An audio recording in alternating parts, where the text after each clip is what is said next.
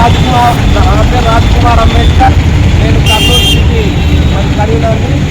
మరి 17 తారీఖు 2024 డిసెంబర్ 12వ తారీఖు 17వ తేదీ సాక్షాత్తు భారతదేశంలోనే అత్యున్నత ఉన్నతస్థానమైన పార్లమెంటులో మరి మనువాదానికి సంబంధించిన బీజేపీ మంత్రి అమిత్ షా గారు మరి ఒక మాట అన్నారు.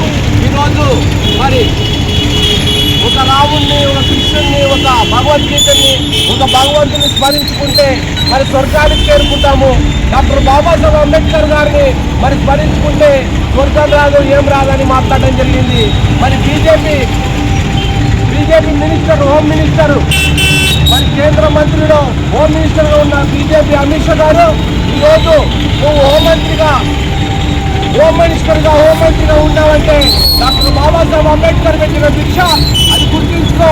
మరి ఏ హిందూ దేవుడో, ఏ రాముడో, కృష్ణుడో మరి హిందువుల దేవుళ్ళ పేరుతో నువ్వు మరి కేంద్ర మినిస్టర్ కాలేవు. డాక్టర్ బాబాసాహెబ్ అంబేద్కర్ రాసిన రాజ్యాంగం ద్వారా మరి నువ్వు మినిస్టర్ అయిన వాళ్ళు గుర్తుపెట్టుకో. మరి భారతదేశంలోనే మరి ఈరోజు మరి అమిత్ షా, బీజేపీ మంత్రి హోమ్ మినిస్టర్ అమిత్ షా పై మరి రగులుకుంటుంది. మా బహుజన్ సమాజ్ పార్టీ తరఫున కూడా ఆంధ్రప్రదేశ్ రాష్ట్ర మా అధ్యక్షులు పక్కా పరంజ్యోతి గారు ఆదేశాల మేరకు, జిల్లా అధ్యక్షులు మరి జయరాజన్ గారి ఆదేశాల మేరకు ఈరోజు కర్నూలు నియోజకవర్గం తరఫున, కర్నూలు సిటీ తరఫున ఈ ప్రోగ్రాం తలపెట్టడం జరిగింది.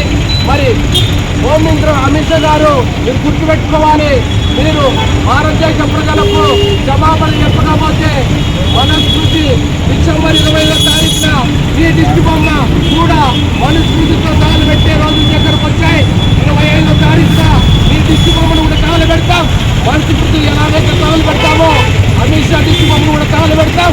భారతదేశ వ్యాప్తంగా, ఆంధ్రప్రదేశ్ రాష్ట్ర వ్యాప్తంగా ఈ దిష్టి బొమ్మను తగలు పెడతామని రాజ్ కుమార్ అంబేద్కర్ తెలియజేసుకుంటూ BJP Amit Shah, BJP Amit Shah, BJP Amit Shah పట్నం చేయాలి అమిత్ షాను, పట్నం చేయాలి అమిత్ షాను.